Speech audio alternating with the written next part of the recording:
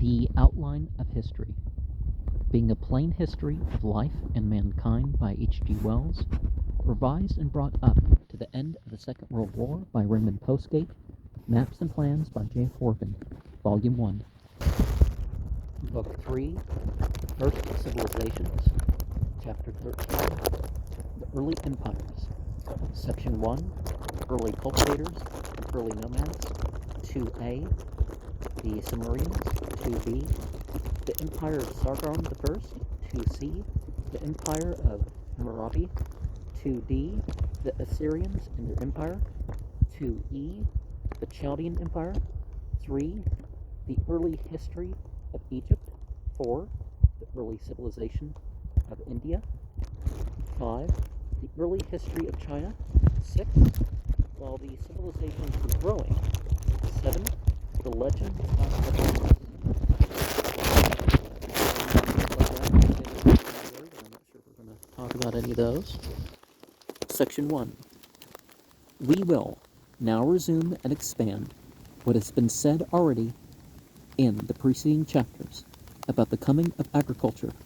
Its onset marks a profound change in human conditions. It develops slowly and with much variation in human life during several thousand years between, at earliest, 20,000 years ago, and at latest, 8,000 years ago. Before that time, man was a comparatively rare animal. He was a wandering, implement-using beast of prey, a savage. He lived in small communities. His speech was probably still largely undeveloped. His only possessions were portable possessions. His whole life was spent in a food hunt, and he alternated between long stretches of hunger and spells of plenty and repletion. He followed animals as they followed their food and the seasons. He was free and needy, and his life was incessantly dangerous. Then began this business of deliberate food growing and of food preservation. He began to herd the beasts he had hunted, and to heed where he found the seeds and roots and fruits that supplemented his meat. His hunter's prowlings were restricted by the grazing of his half-domesticated cattle and by his expectation of crops where he had sown. Now, half-domesticated could refer to stuff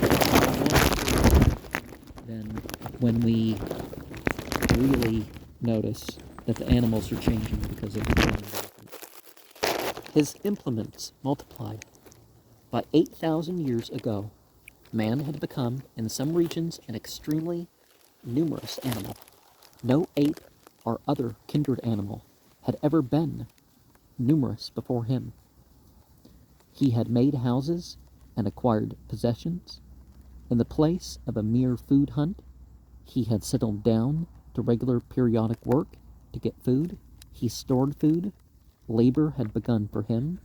From meals that were happy finds and adventures, he had achieved mealtimes. He had ceased to be a haphazard animal, and he had become an economic animal. He is the only mammal that has become an economic animal. There has never been any other economic mammal. Beavers build and store, the squirrel hoards, and dogs bury their bones.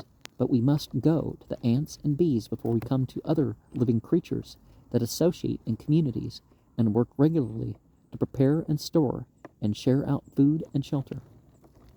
Before settlement, there was exertion, anxiety, and need in human life, but there was no systematic labor.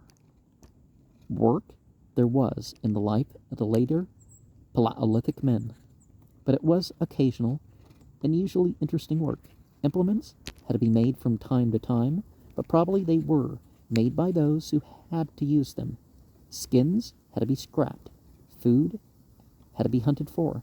Someone had to look after the fire. It was a serious nuisance to have it go out. Appointed for that responsibility, and that the Vestal virgins with their sacred fire were a survival of the primitive fire minders. But In the hunting stage of mankind, there was no steady, regular toil of the sort that we refer to as labor. Most of the troublesome work that had to be done was probably put upon the women. Primitive man had no chivalry. When the little human group shifted its ground, the women and girls carried such gear as there was, while the men went unencumbered with the weapons, ready for any eventuality. The care of the children fell entirely on the women. It has been suggested that women began agriculture. This is highly probable. The collection of seed and vegetable foodstuffs fell on them, while the men were away hunting. It was the women who may have observed that grain grew at the old camping places, who may have first consciously scattered grain as an offering to some local god, with the idea of its being returned later 100-fold. Well, we know the parable in the Gospels, right? The earliest stage of agriculture was the snatch crop. Men, still largely pastoral, may have sowed and returned later to reap. It may be that the close association of human sacrifice with sowing may be dated from the days of such snatch crops, left to grow and ripen. A man may have been slaughtered and left behind to watch over the crop. The earliest agriculture was almost certainly a patch agriculture, a cultivation of little garden patches by hand, probably by women's hands. It was an accessory food supply. Probably it only became more important under very exceptional conditions. It is easy to imagine that men noticed very early the advantage of sowing upon periodically flooded lands. They cast their bread upon the water and found that it was returned to them very abundantly. Elliott Smith, not the musician, thinks that systematic agriculture, as a staple undertaking rather than a side activity, began in Egypt. And certainly no country is so obviously adapted to teach men the art of sowing in due season. At first, perhaps, the systematic sowing was done in flooded lands. It was a pretty easy step from that to assisted floods, that is to say, to irrigation. Cultivation is not civilization. Well, some consider that a required detail of it. The growing of wheat had spread to the Atlantic and to the Pacific coast, with the distribution of the Neolithic culture by perhaps 15,000 or 10,000 BCE. Before the beginnings of civilization, civilization is something more than the occasional seasonal growing of wheat. It is the settlement of men upon an area continuously cultivated and possessed, who live in buildings continuously inhabited, with a common role and a common city or citadel. The first condition necessary to real settling down of Neolithic men, as distinguished from a mere temporary settlement among abundant food, was of course a trustworthy, all the year round supply of water, fodder for their animals, food for themselves, and building materials for their homes. There had to be everything they could need at any season, and no want that would tempt them to wander further. This was a possible state of affairs, no doubt, in many European and Asiatic valleys, and in many such valleys as in the case of the Swiss lake dwellings, men settled from a very early date indeed, but nowhere of any countries now known to us were these favorable conditions found upon such a scale, and nowhere did they hold so good, so surely year in and year out as in Egypt, and in the country between the upper waters of the Euphrates and the Tigris and the Persian Gulf. Here was a constant water supply under enduring sunlight. Trustworthy harvests year by year in Mesopotamia. Wheat yielded, says Herodotus, 200-fold to the sower. Pliny says that it was cut twice and afterwards yielded good fodder for sheep. There were abundant palms and many sorts of fruit.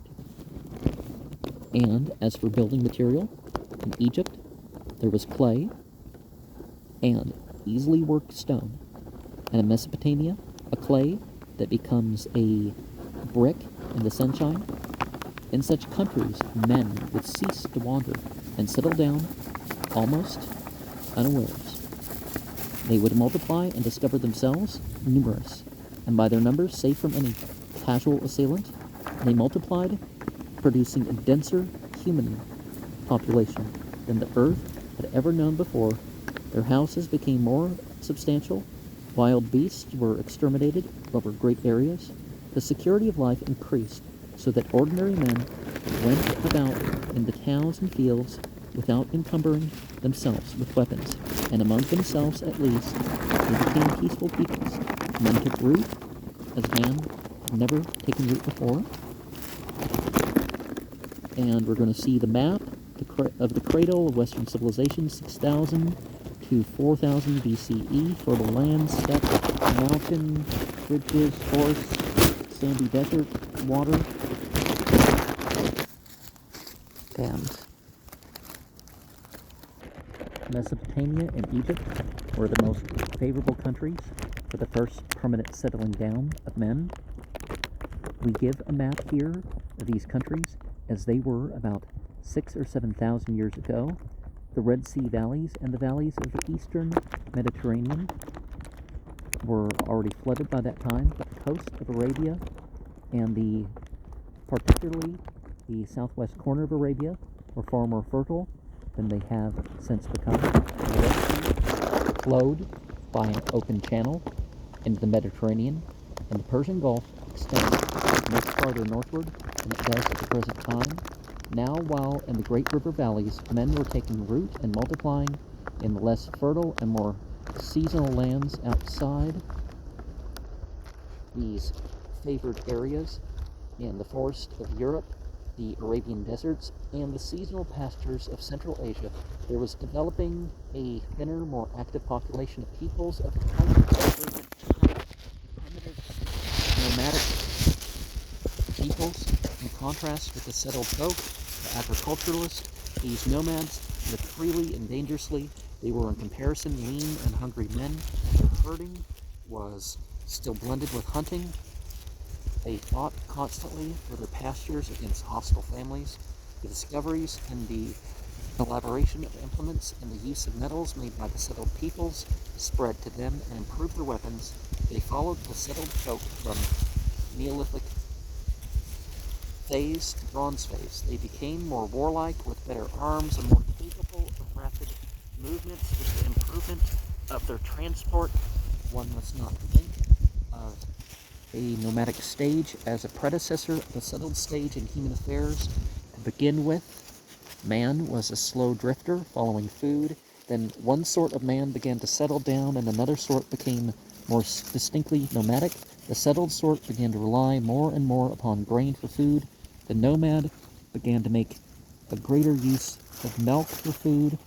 The two ways of life specialized in opposite directions.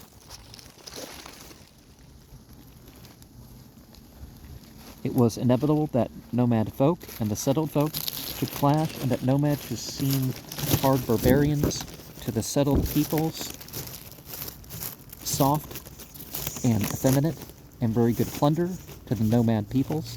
Along the fringes of the developing civilizations, there must have been a constant raiding and bickering between hardy nomad tribes and mountain tribes, and the more numerous and less warlike peoples in the towns and villages.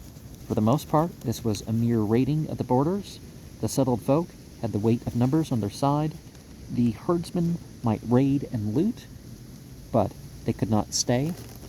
That kind of mutual friction might go on for many generations, but ever and again we find some leader or some tribe amidst the disorder of free and independent nomads, powerful enough to force a sort of unity upon its kindred tribes, and then, woe betide the nearest civilization, downpour the united nomads on the unwarlike, unarmed plains, and there ensues a war of conquest. Instead of carrying off the booty, the conquerors settle down on the conquered land, which becomes all booty for them. The villagers and townsmen are reduced to servitude and tribute paying. They become hewers of wood and drawers of water, and the leaders of the nomads become kings and princes, masters and aristocrats. They too settle down. They learn many of the arts and refinements of the conquered, They ceased to be lean and hungry, but for many generations they retain traces of their old nomadic habits. They hunt and indulge in open-air sports. They drive and race chariots. They regard work, especially agricultural work, as the lot of an inferior race and class. Still some of this going on amongst the British and some other peoples in Europe. This, in 1,000 variations, has been one of the main stories in history for the last 70 centuries or more. In the first history that we can clearly decipher, we find already in all the civilized regions a distinction between a non-working ruler class and the working mass of the population, and we find too that after some generations the aristocrat, having settled down, begins to respect the arts and refinements and law-abidingness of settlement, and to lose something of his original hardihood. He intermarries, he patches up a sort of toleration between conqueror and conquered. He exchanges religious ideas and learns the lessons upon which soil and climate insist. He becomes a part of the civilization he has captured, and as he does so, events gather toward a fresh invasion by the free adventurers of the outer world. We will now give a bald statement of the names and successions of the early civilizations in Western Asia, 2A, 2B, 2C, 2D, and 2E, and the parallel development in Egypt, section 3. Perhaps we ought to give the Egyptian beginning first. There is a fine controversy between those who would put Western Asia before Egypt in the order of time, and those to whom Egypt is the birthplace of all civilization. Well, condensed into Egypt, maybe. It is a controversy from which the present writer abstains. It will, when we conveniently glance at the contemporary state of affairs in India, China, and America. Necessarily, this will be a recital of names, but we will give as few as possible, and the reader who brings little or no previous knowledge to this portion will find all that follows much clearer if he gives these sections a reasonably close attention and compares with the map on page 161 that we've already gone over, and the diagram at the end of book 3 on page 251, and we'll get to that when we get to that chapter. So we have a very early Sumerian carving showing Sumerian warriors in phalanx.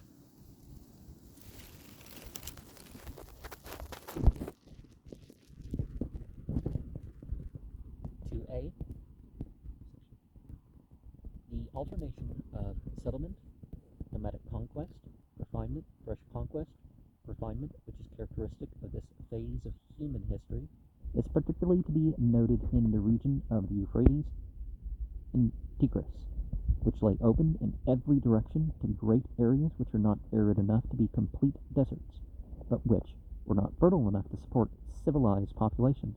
Perhaps the earliest people to form real cities in this part of the world, or indeed in any part of the world, were a people called Sumerians. They were probably remnants of Iberian or Dravidian affinities. They used a kind of writing which they scratched upon clay, and their language has been deciphered. It was a language more like the unclassified Caucasic language groups than any others that now exist. These languages may be connected with Basque and may represent what was once a widespread primitive language group extending from Spain and Western Europe to eastern India and reaching southward to Central Africa. While the 5 tribes, 4 Hindu and 1 Persian, Iranian, there's some other terms you could throw in there, how they split, and so there was a distinct of those from Afghanistan west in terms of their language and some other things. Excavations conducted at Eridu by Captain R. Campbell Thompson during the First World War revealed an early Neolithic agricultural stage before the invention of writing or the use of bronze beneath the earliest Sumerian foundations. The crops of the pre-Sumerians were cut by sickles of earthenware. The Sumerians shaved their heads in more simple, tunic-like garments of wool. They settled first on the lower courses of the Great River, not very far from the Persian Gulf, which in those days ran up for 130 miles and more beyond its present head. Sais, in Babylonian and Assyrian life, estimates that in 6500 BCE, Eridu was on the seacoast. The Sumerians fertilized their fields by letting water run through irrigation trenches, and they gradually became very skillful hydraulic engineers. They had cattle, donkeys, sheep, and goats, but no horses. Their collections of mud huts grew into towns, and their religion raised up tower-like temple buildings. Clay dried in the sun was a very great factor in the lives of these people. This lower country of the Euphrates, Tigris valleys had little or no stone. They built brick, they made pottery and earthenware images, and they drew and presently wrote upon thin, tile-like cakes of clay. They do not seem to have had paper or have used parchment. Their books and memoranda, even their letters, were potsherds. At Nippur, they built a great tower of brick to their chief god, Enlil. Sometimes you trace etymology and, you do get the same, but sometimes we in the West don't say things properly either, so. The memory of which is supposed to be preserved in the story of the Tower of Babel. They seem to have been divided up into city-states, which warred among themselves and maintained for many centuries their military capacity. Their soldiers carried long spears and shields and fought in close formation. Sumerians conquered Sumerians. Sumer remained unconquered by any stranger race for a very long period of time indeed. They developed their civilization, their writing, and their shipping through a period that may be twice as long as the whole period from the Christian era to the present time, and slowly they gave way before the Semitic peoples. The first of all known empires was that founded by the high priest of the god of the Sumerian city of Erech. It reached, says an inscription at Nippur, from the lower Persian Gulf to the upper Mediterranean or Red Sea, among the mud heaps of the Euphrates, Tigris Valley. The record of that vast period of history, the first half of the age of cultivation, is buried. There flourished the first temples and the first priest rulers that we know of among mankind. Traces of Sumerian trade and perhaps a Sumerian settlement have been found in northwest India, but it is still uncertain whether the Sumerians reached India over land or by the sea. Probably it was by sea. They may have been quite nearly related in race and culture to peoples then inhabiting the Ganges Valley. 2b. Upon the western edge of this country appeared nomadic tribes of Semitic-speaking peoples who traded, raided, and fought with the Sumerians for many generations. Then arose at last a great leader among these Semites, Sargon, 2750 BCE, who united them and not only conquered the Sumerians, but extended his rule from beyond the Persian Gulf on the east to the Mediterranean on the west. His own people were called the Akkadians, and his empire is called the Sumerian Akkadian Empire. It endured for over 200 years, from the time of Sargon I until the 4th and 3rd centuries BCE, a period of over 2,000 years. The Semitic peoples were in the ascendant throughout all the Near East. But though the Semites conquered and gave a king to the Sumerian cities, it was the Sumerian civilization which prevailed over the simpler Semitic culture. The newcomers learned the Sumerian writing, the cuneiform writing, because it was triangle shape, because the wedges, and the Sumerian language they set up. No Semitic writing of their own. The Sumerian language became for these barbarians the language of knowledge and power, as Latin was the language of knowledge and power among the barbaric peoples of the Middle Ages in Europe. This Sumerian learning had a very great vitality. It was destined to survive through a long series of conquests and changes that now began in the valley of the two rivers. Now, any language is used for their religious expression, so, you know,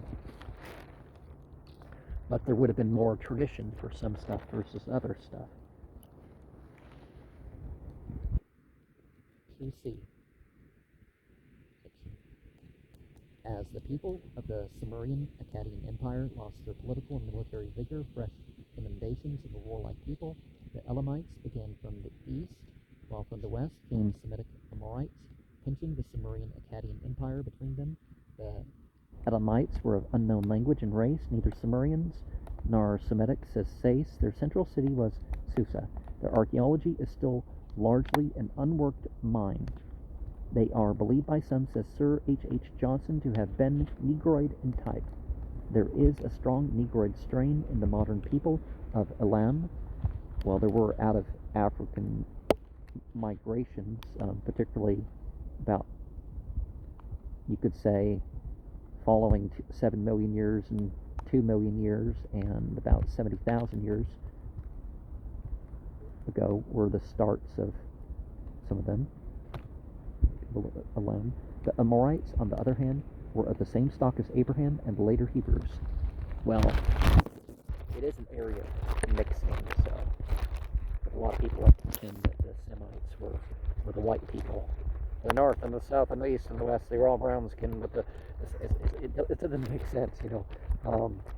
The Amorites settled in what was at first a small upper town named Babylon, and after 100 years of warfare, became masters of all Mesopotamia under a great king, Hammurabi, 2100 BCE.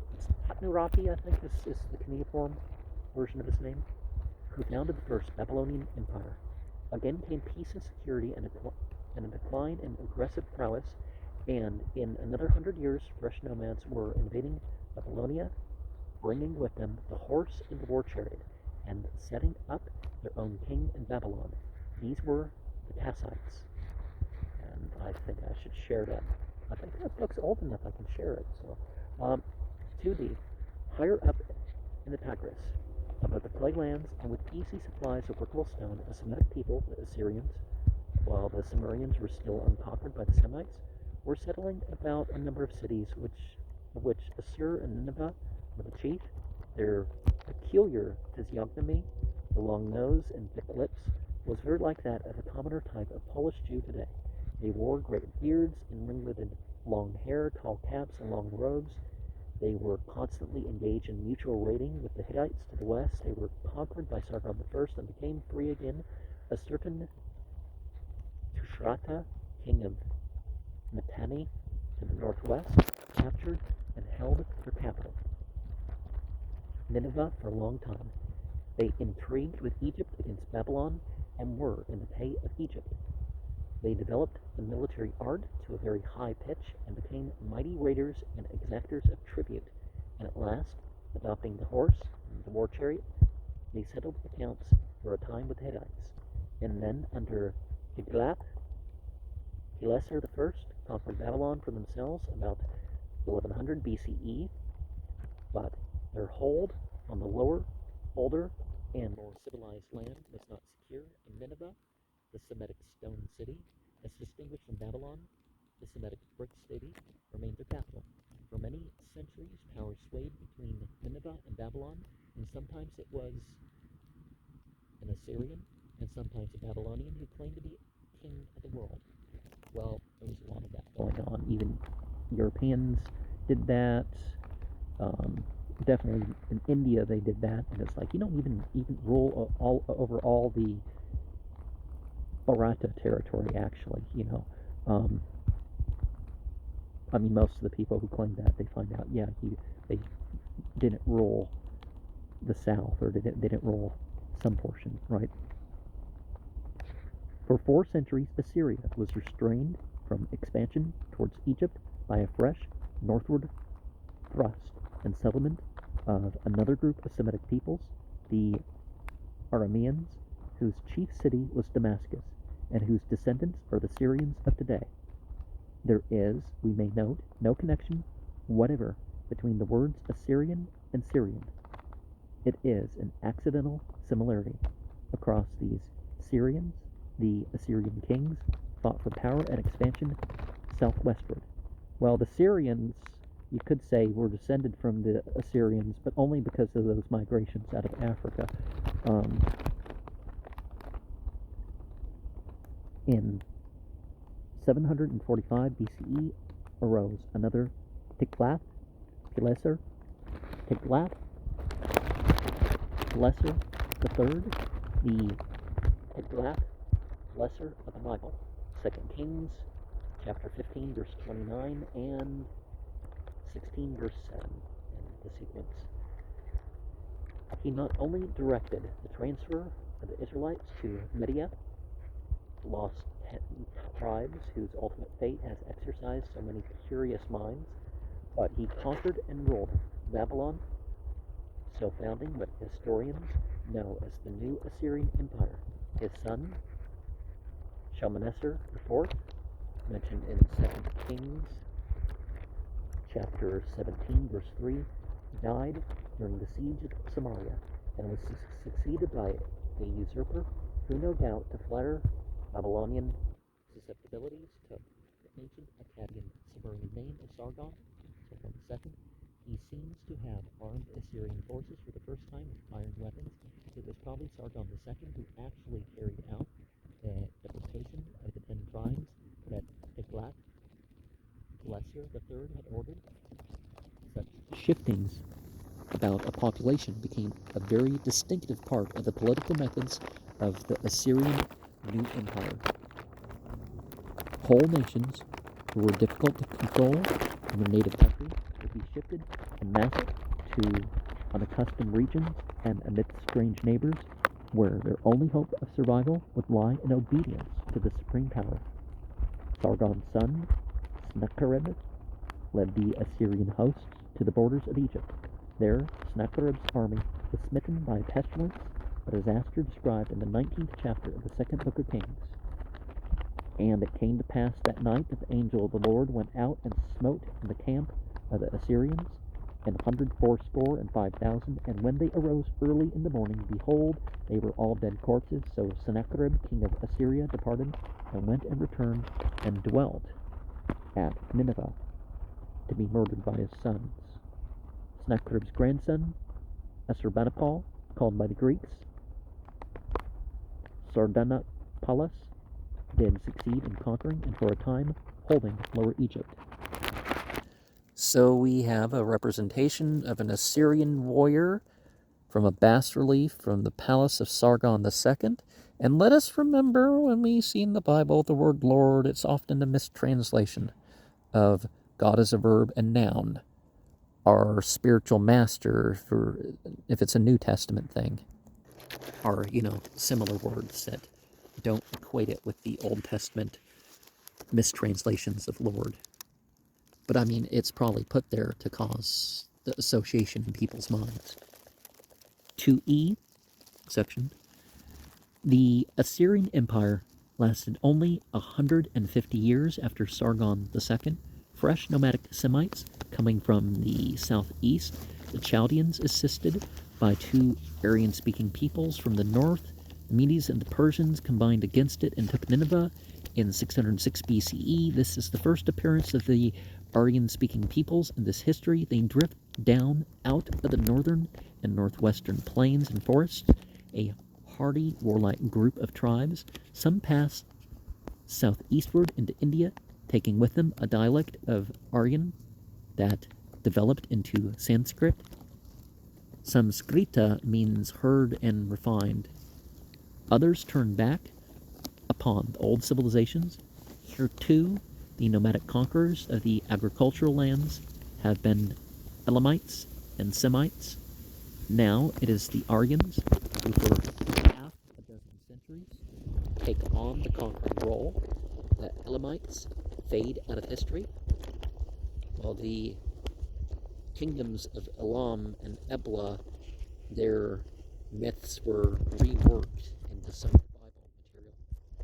The Chaldean Empire, the people who performed the Kushti ritual, with its capital at Babylon, Second Babylonian Empire, lasted under Nebuchadnezzar, the great Nebuchadnezzar II, and his successors until 538 BCE, when it collapsed before the attack of Cyrus, the founder of the Persian power. So the story goes on in 330 BCE, as we shall tell later in some detail. A Greek conqueror, Alexander the Great, is looking on the murdered body of the last of the Persian rulers. The story of the Tigris and Euphrates civilizations, of which thus far we have given only the bare outline, is a story of conquest following after conquest, and each conquest replaces old rulers and ruling classes by new. Races like the Sumerian and the Elamite are swallowed up, their languages vanish, they interbreed and are lost. The Assyrian melts away into Chaldean and Syrian.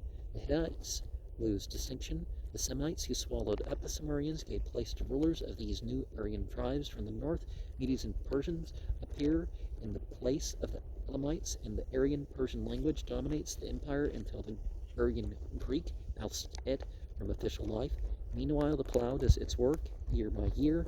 The harvests are gathered, the builders build as they are told, the tradesmen work and acquire fresh devices, the knowledge of writing spreads. Novel things, the horse and wheeled vehicles and iron, are introduced and become part of the permanent inheritance of mankind. The volume of trade upon sea and desert increases, men's ideas widen and knowledge grows. There are setbacks, massacres, pestilence, but the story is, on the whole, one of enlargement. For 4,000 years, this new thing, civilization, which had set its root into the soil of the two rivers, grew as a tree grows, now losing a limb, now stripped by a storm, but always growing and resuming its growth.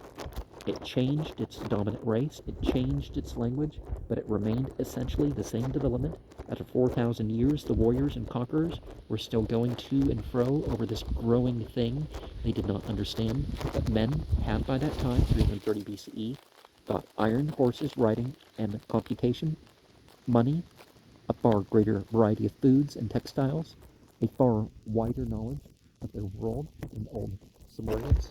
People figured out how to eat things and process things, and some things were mildly toxic, and they figured how to deal with that. And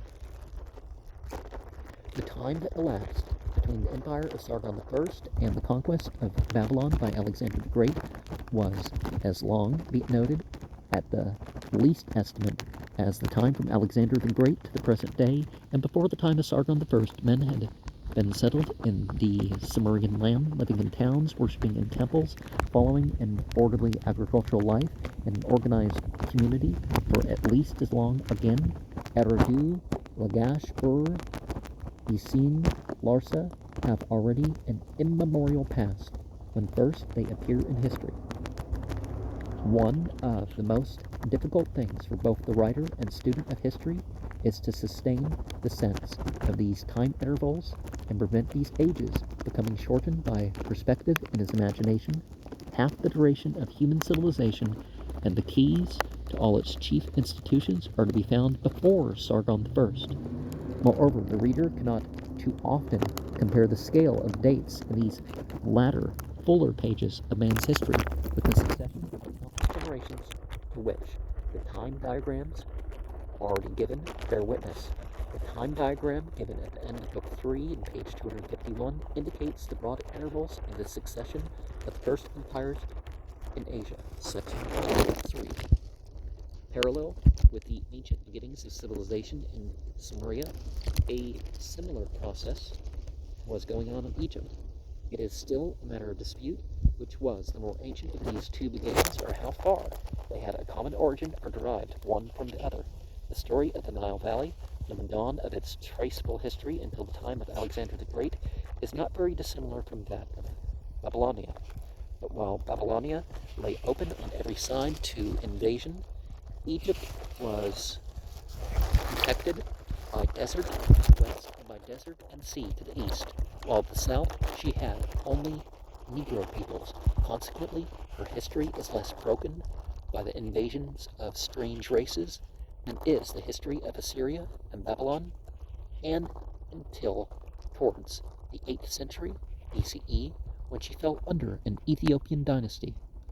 Whenever a conqueror did come into her story, he came in from Asia by way of the Isthmus of Suez. The Stone Age remains in Egypt are a very uncertain date. There are Paleolithic and then Neolithic remains. It is not certain whether the Neolithic pastoral people who left those remains were the direct ancestors of the later Egyptians. Now, they say their origins were from the southwest, and we find genetically and otherwise how that is the case. But obviously, some of the people who lived there weren't descendants of the migrants, or they bred in with them, right? In many respects, they differed entirely from their successors. They buried their dead, but before they buried them, they cut up the bodies and apparently ate portions of the flesh. They seem to have done this out of a feeling of reverence for the departed. The dead were eaten with honor, according to the phrase of Sir Flinders Petrie. It may have been that survivors hoped to retain thereby some vestige of the strength and virtue that had died. Traces of similar savage customs have been found in the long barrows that were scattered over Western Europe before the spreading of the Aryan peoples, and they have pervaded Negro Africa, where they are only dying out at the present time. About 5000 BCE or earlier, the traces of these primitive peoples cease, and the true Egyptians appear on the scene. The former people were hut builders, and at a comparatively low stage of Neolithic culture.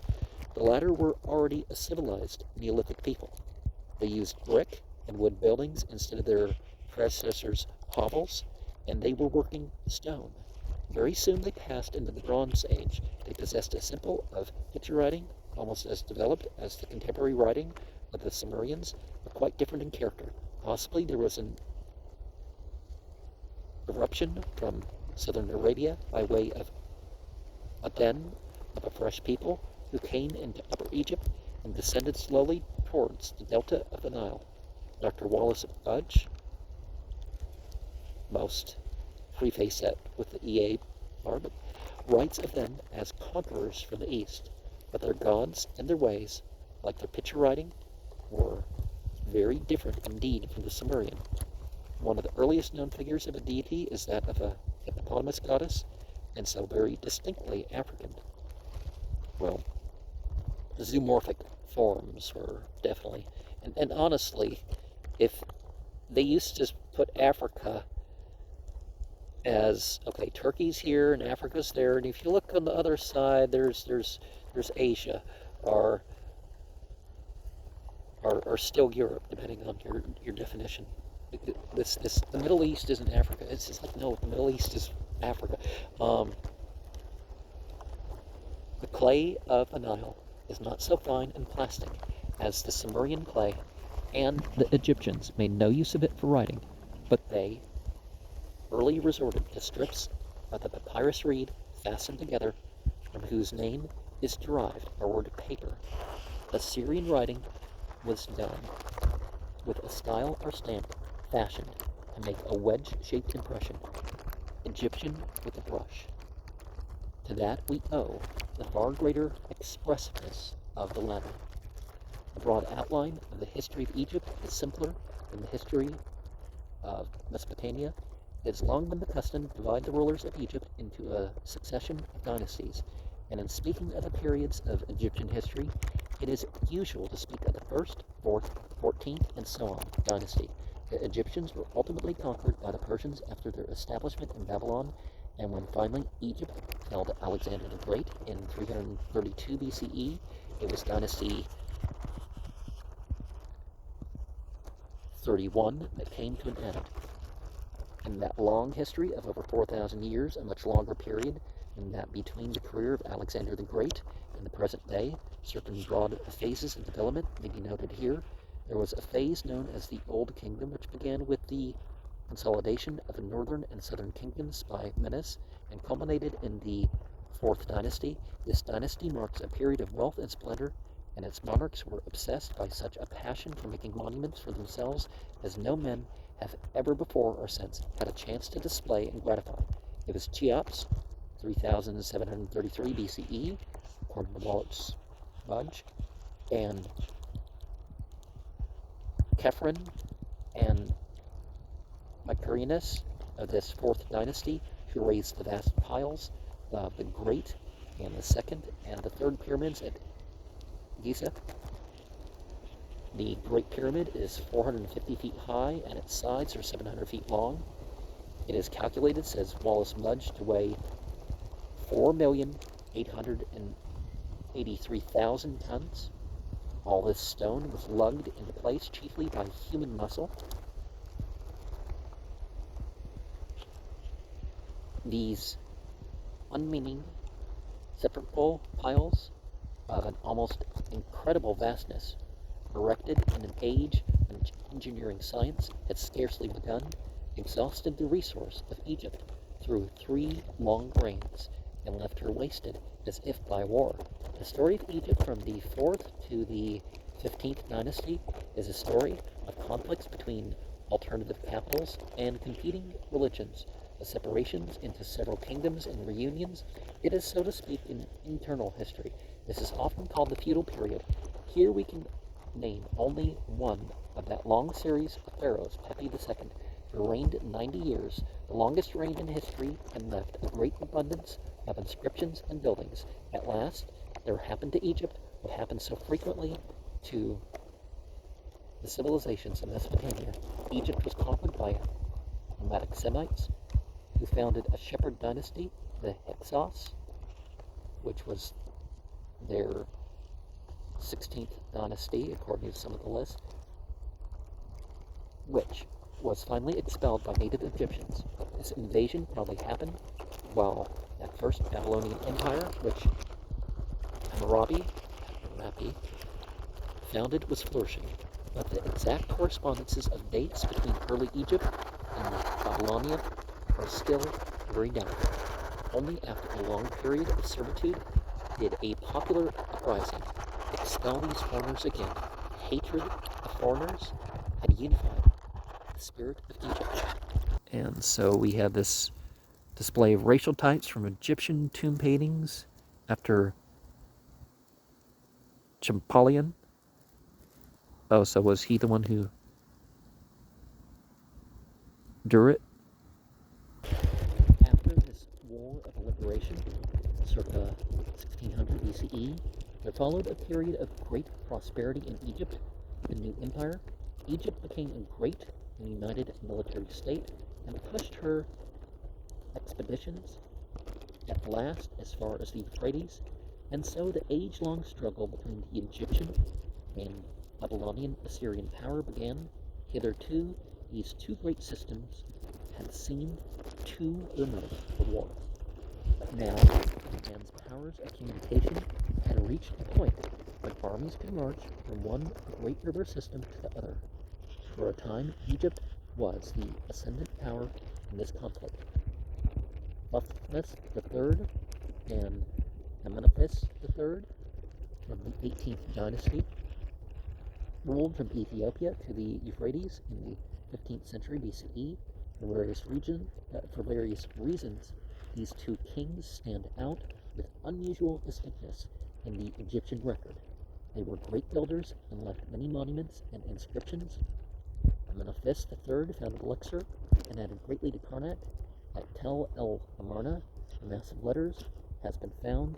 The royal correspondence with Babylonian and Hittite and other monarchs, including that Tushratta Nineveh, throwing a flood of light upon the political and social affairs of this particular age of Amenophis IV. We shall have more to tell later, but of one the most extraordinary and able of Egyptian monarchs, Queen Hasu, we have no space to tell. She is represented upon her monuments in masculine garb and with a long beard as a symbol of wisdom. Thereafter, there was a brief Assyrian conquest of Egypt, a series of changing dynasties, among which we may note the 19th, which included Ramses II, a great builder of temples, who reigned 67 years, about 1317 to 1250 BCE. and who is supposed by some to have been the Pharaoh of Moses, and the 22nd, which included Shishak, who plundered Solomon's temple, circa 930 BCE. An Ethiopian conqueror from the Upper Nile founded the 25th dynasty, a foreign dynasty, which went down 670 BCE before the new Assyrian Empire created by Tiglath-Pileser III, Sargon II, and Sennacherib, of which we have already made mention. For the first time, Babylonia lorded it over the Nile. The days of any Egyptian predominance over foreign nations were drawing to an end. For a time under the Psammetichus I of the 26th dynasty, 664 to 600 BCE, and that's actually the period where the Book of Mormon talks about its starting date of the main narrative, although it does talk about the Jaredites as further, but what it opens up with is probably happened about 600 BCE. Of course, it's not a historical text, so, well, I mean, it's not thought to be a historical text, make your own conclusions, Native rule was restored, and Necho II recovered for a time the old Egyptian possessions in Syria up to the Euphrates, while the Medes and Chaldeans, usually Kushti, which meaning they performed the Kushti ritual, were attacking Nineveh. From those gangs, Necho II, after the fall of Nineveh and the Assyrians, was routed out again by Nebuchadnezzar II, great Chaldean king. The Nebuchadnezzar of the Bible. The Jews, as we shall note later, who had been the allies of Necho II, were taken into captivity by Nebuchadnezzar to Babylon. Now, in the 6th century, Chaldea fell to the Persians. Egypt followed suit. A rebellion later made Egypt independent once more for 60 years. In 332 BCE, she welcomed Alexander the Great as her conqueror, to be ruled thereafter by foreigners, first by Greeks, then by Romans, then in succession by Arabs, Turks, and British, until the quasi-independence of the present day. Such, briefly, is the history of Egypt from its beginnings, a history first of isolation and then of increasing entanglement with the affairs of other nations, as increasing faculties of communication drew the peoples of the world into closer and closer interaction. Now, 100 years ago, Egypt was ruled by the Zionists. So from the 1880s to right now, with exception of when the Salafis and the Muslim Brotherhood actually got control of the country, they've not actually been a self-ruling people. Of course, you could say self-ruling by fifth columnists, Section 4. The history we need to tell here of India is simpler even than this brief record of Egypt. The Dravidian peoples in the Ganges Valley developed upon parallel lines to the Sumerian and Egyptian societies, while India's about as complex as Egypt to relate, because there's just too much information to even go through. Sumerian Egyptian society. Seals bearing a close resemblance to those of Sumer have been found in North India, but it is doubtful if the early Indian communities ever got so high a stage of social development as Sumer and early Egypt attained. They have left very few monuments, and they never achieved any form of writing, while there were forms before Sanskrit, and, oral tradition can preserve an awful lot. In those ancient times, there do not seem to have been any Semitic conquests in India. Somewhere about the time of Hammurabi, or later, a branch of the nomadic Aryan-speaking people, who then occupied North Persia and Afghanistan, pushed down the northwest passes into India. They were closely related to the ancestors of the Medes and Persians. They conquered their way until they prevailed over all the darker populations in northern India and spread their rule or influence over the whole peninsula. They never achieved any unity in India. Their history is a history of warring kings and republics. The Persian Empire, in the days of its expansion after the capture of Babylon, pushed its boundaries beyond the Indus, and later Alexander the Great marched as far as the border of the desert that separates the Punjab from the Ganges Valley. But with this bare statement, we will for a time leave the history of India. Section 5. Meanwhile, as this triple system of white man civilizations developed in India and in the lands about the meeting places of Asia, Africa, and Europe, another and quite distinct civilization was developing and spreading out from the then fertile, but now dry and desolate valley of the Tarim and from the slopes of the Kuen Mountains in two directions down the course of the Huanghe and later into the valley of the Yangtze Kiang. We know little as yet of the archaeology of China. Now we know an awful lot. Stone implements have been found in various parts of the country, and we know something of the culture of the Stone Age in this part of the world from the excavations at Hunan and Manchuria. The people appear to have been not unlike the present inhabitants of northern China. They lived in villages and had domesticated the pig. They used axes and rectangular knives of stone and arrowheads of slate, bone, and mussel shell. They were acquainted with spinning and made pottery, some of it much the same type as is made today. Apart from this scanty evidence, our ideas at present of this early civilization are derived from the still very imperfectly explored Chinese literature. It has evidently been from the first and throughout a Mongolian civilization until after the time of Alexander the Great. There are few traces of any Aryan or Semitic, much less of Hamitic influence. All such influences were still in another world, separated by mountains, deserts, and wild nomadic tribes. Until that time, the Chinese seem to have made their civilization spontaneously and unassisted.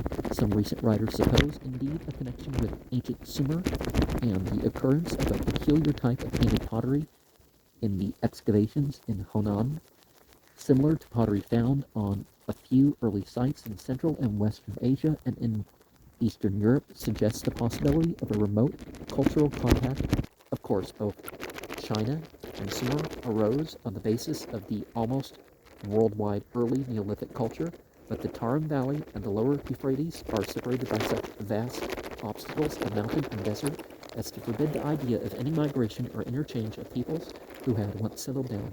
Perhaps the movement from the north met another movement of culture coming from the south. Though the civilization of China is wholly Mongolian, it does not follow that its northern roots are its only ones.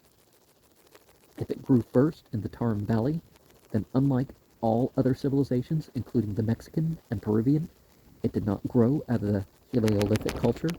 We Europeans know very little as yet of the ethnology and prehistory of southern China. There, the Chinese mingle with such kindred peoples as the Siamese and Burmese, and seem to bridge over toward the darker Dravidian peoples and toward the Malays. It is quite clear from the Chinese records that there were southern as well as northern beginnings of a civilization, and that the Chinese civilization that comes in history 2,000 years BCE is the result of a long process of conflicts, minglings, and interchanges between a southern and northern culture, of which the southern may have been the earlier and more highly developed.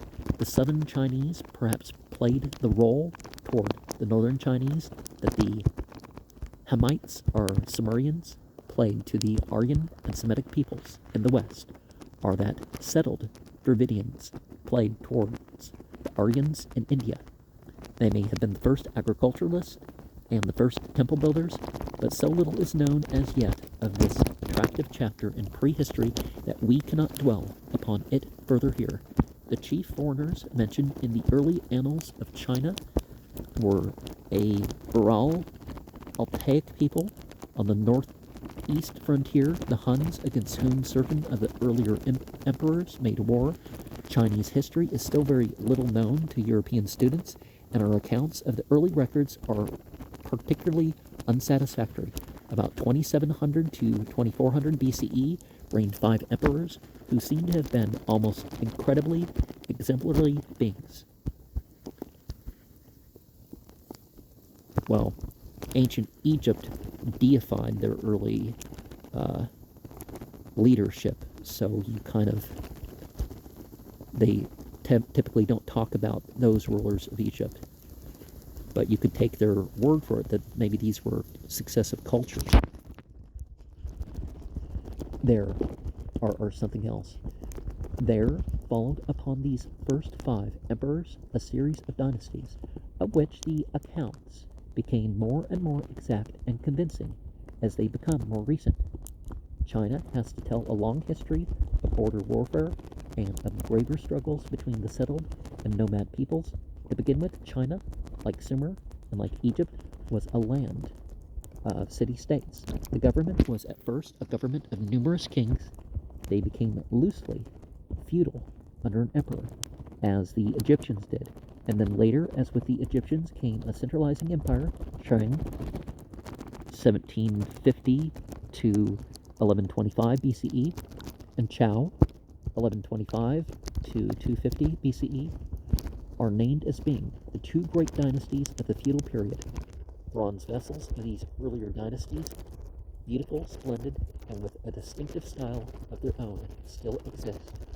And there can be no doubt of the existence of a high state of culture even before the days of Shang.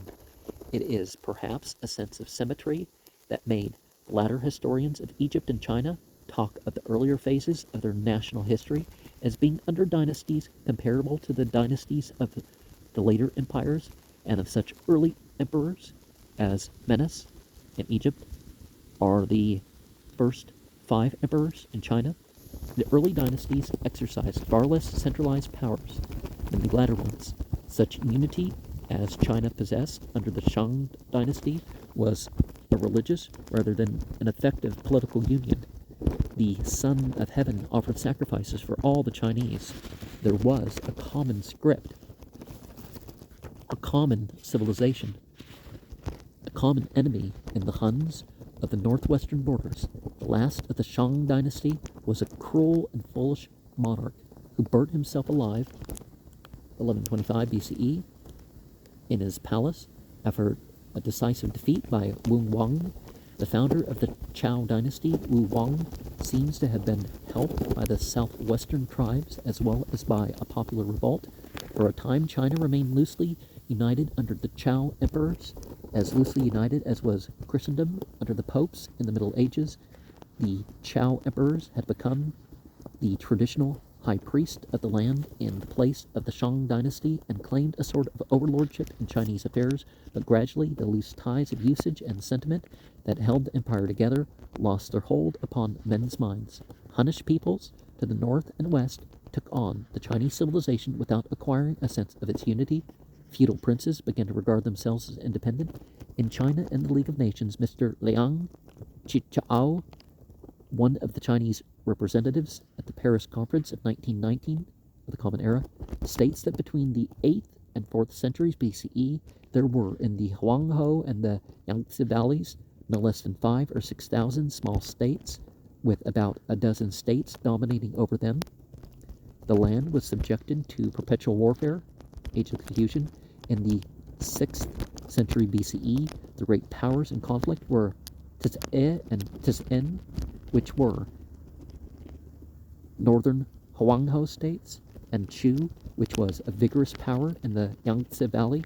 A confederation against Chu laid the foundation for a league that kept the peace for 100 years. The league subdued and incorporated Chu and made a general treaty of disarmament. It became the foundation of a new Pacific empire. The knowledge of iron entered China at some unknown date, but iron weapons began to be commonly used only about 500 BCE. That is to say, 200 or 300 years more, or more after their use had become customary in Assyria, Egypt, and Europe. Iron was probably introduced from the north into China by the Huns. The last rulers of the Zhou dynasty were ousted by the kings of Tsin. The latter seized upon the sacred sacrificial bronze tripods and were so able to take over the imperial duty of offering sacrifices to heaven. In this manner was the Tsin dynasty established. It ruled with far more vigor and effect than any previous family. The reign of Shi Huangdi, being the first universal emperor of this dynasty, is usually taken to mark the end of feudal and divided China. He seems to have played the unifying role in the East that Alexander the Great might have played in the West, but he lived longer and the unity he made or restored was comparatively permanent, while the empire of Alexander the Great fell to pieces, as we shall tell at his death. Shui Huangdi, among other feats in the direction of common effort, organized the building of the Great Wall of China against the Huns. A civil war followed close upon his reign and ended in the establishment of the Han dynasty. Under this Han dynasty, the empire grew greatly beyond its original two river valleys. The Huns were effectively restrained, and the Chinese penetrated westward until they began to learn at last of civilized races and civilizations other than their own. By 100 BCE, the Chinese power had spread across Tibet and into western Turkestan, and the Chinese were trading by camel caravans with Persia and the Western world. So much for the present must suffice for our account of China. We shall return to the distinctive characters of its civilization later. And so we see here the cradle of Chinese civilization. Mountains about 12,000 feet, above 6,000 feet, land below 600 feet, and the water. Section 6. And in these thousands of years during which man was making his way step by step from the barbarism of the Paleolithic culture to civilization at these old world centers, what was happening in the rest of the world?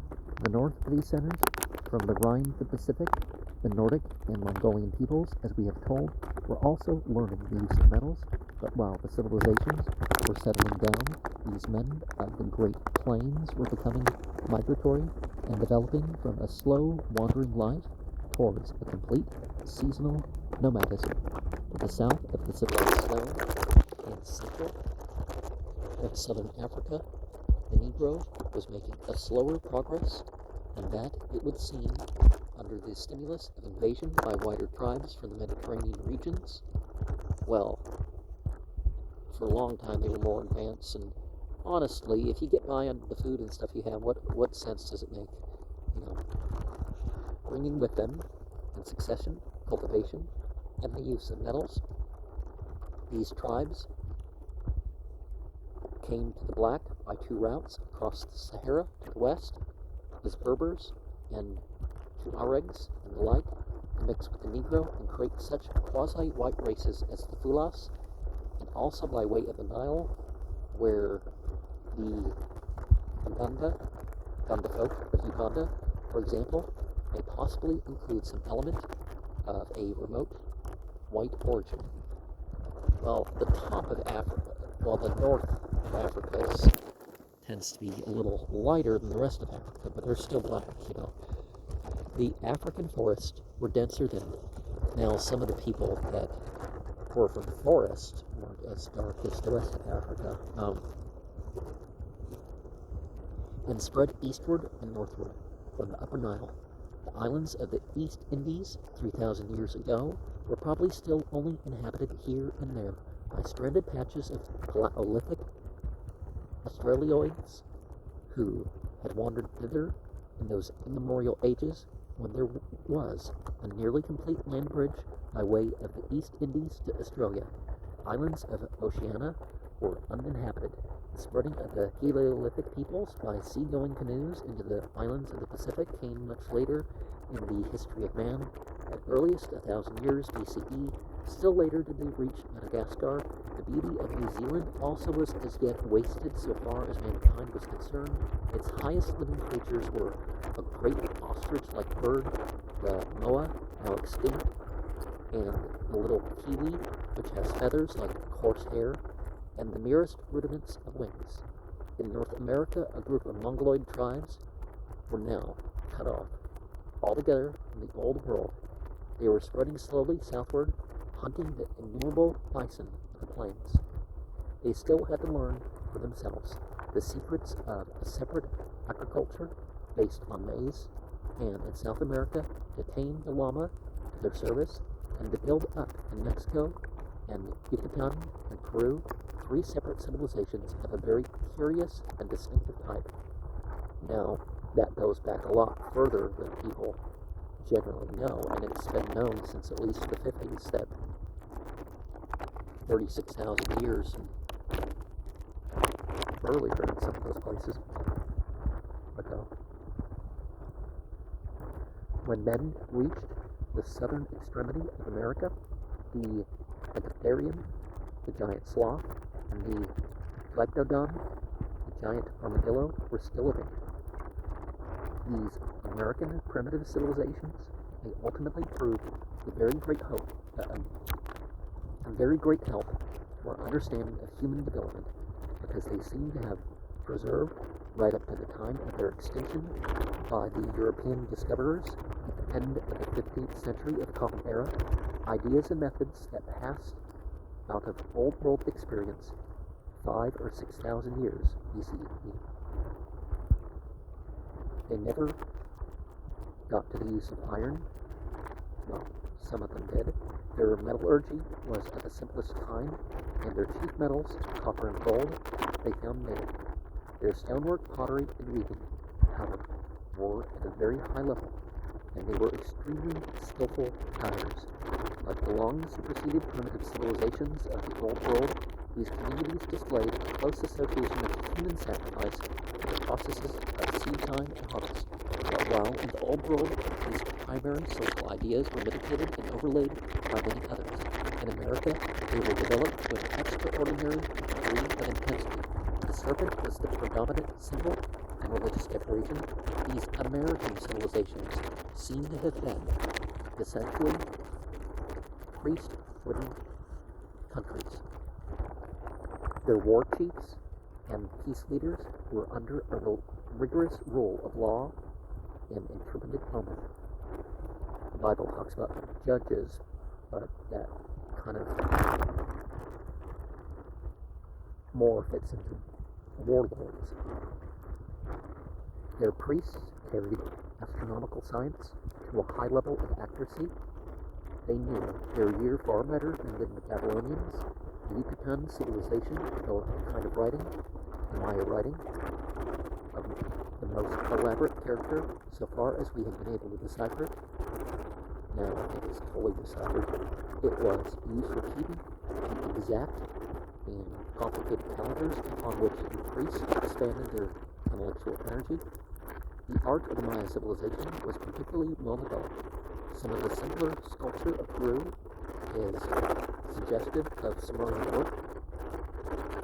The Maya stuff is like nothing the old world has ever produced, and it rises to very great executive beauty. The nearest resemblances, and they are not very near, are to be found in some South Indian carvings. It astonishes by its great plastic power and its perfection of design, but it perplexes by a grotesqueness, a sort of insane intricacy and conventionality. Many Maya inscriptions resemble a certain sort of elaborate drawing made by lunatics in European asylums more than they do any other Old World production. It is as if the Maya mind had developed along a different line than that followed by the Old World mind, had acquired a different twist to its ideas, was not indeed by Old World standards a strictly rational mind at all, not indeed by Old World standards, different cultures develop different ways. And if you look at it, definitely rational, but rationality used in a different way.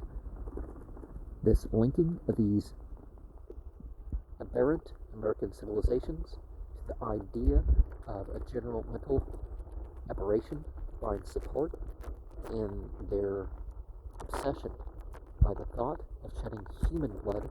Aztec, Mexican civilization ran blood that offered thousands of human victims yearly.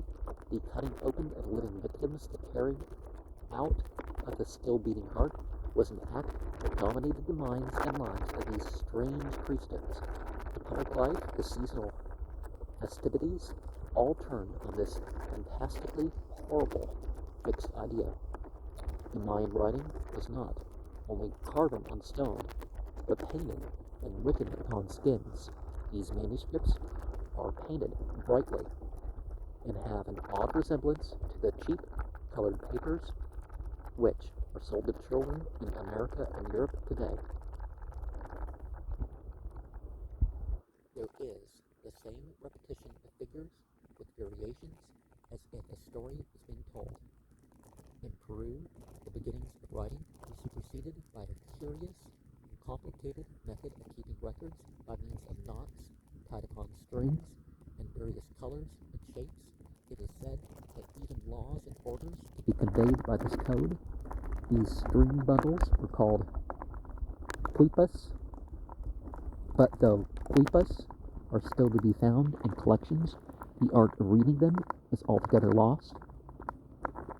The Chinese histories, Mr. L.Y. Chen informs us, state that a similar method of record by knots was used in China before the invention of writing there.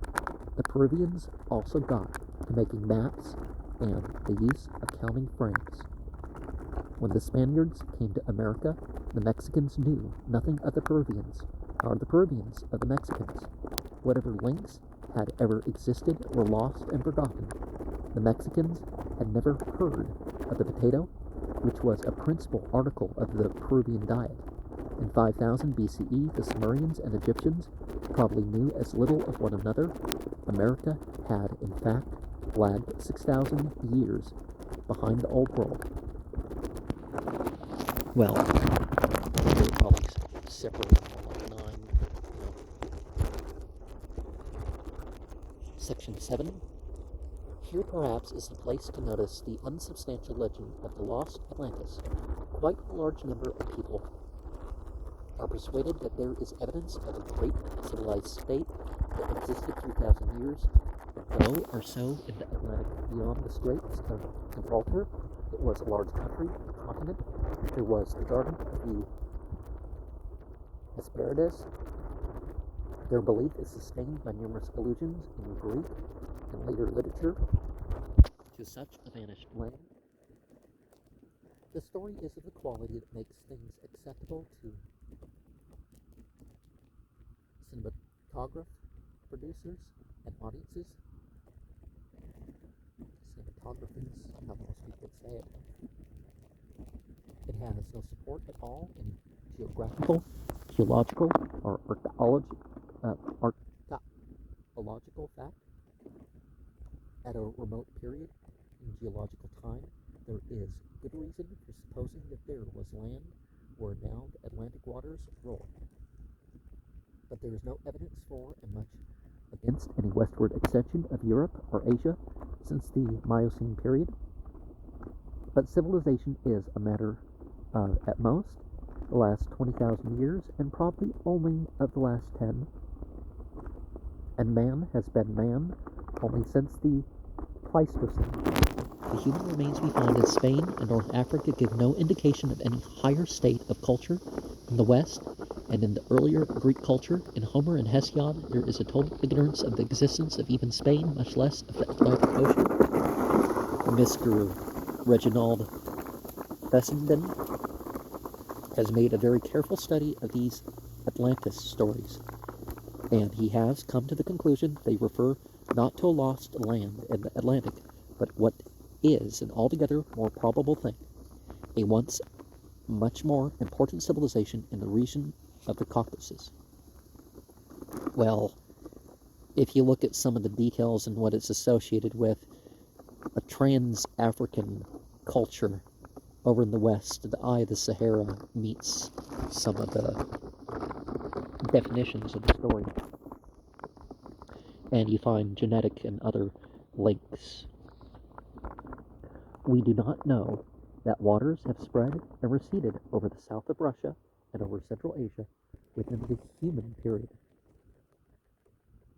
So that what are deserts were once seas, and where now there is hardly herbage enough to sustain life, there were once dense forests. We have every reason for believing that considerable finds of early civilizations may be made in that part of the world. The coast of the Black Sea may have been flooded out in some catastrophic manner at some date before the southward movement of the Aryan peoples. 7250 BCE is an important date about that. There's some tektites and stuff. There may have been sudden submergences. A rise of only 50 feet of the sea level would join the Black Sea to the Caspian now. A cycle of wet cold years, which would check surface evaporation from these waters, might almost achieve that. At the present time, we are all so well equipped with maps and have such definite geographical ideas that it is difficult for us to imagine the geographic vagueness of even the best informed people in the second millennium BCE. Wonder stories about a lost country to which one once went by sea through the Dardanelles might easily get changed as the Greek and Phoenician traders opened up the western end of the Mediterranean, and to wonder stories about the same legendary land transplanted now to beyond the new found straits. Georgia is undoubtedly a country of great archaeological possibilities, and if anything of primary value in the relationships of the early civilizations remains to be discovered, it will possibly be found in the region between the Black Sea and western Turkestan. A remarkable number of Greek fables and legends concentrate on Georgia. It was the land of the Golden Fleece, the goal of the Argonauts, and there Prometheus was chained with the vulture, gnawing at his vitals. No less an authority than Sir Flinders Petrie gives countenance to the idea that there was some very early connection between Chalkis, the country to the south of the Caucasus, and prehistoric Egypt. Herodotus remarked upon a series of resemblances between the Chalkians and the Egyptians, and we do find influence from there.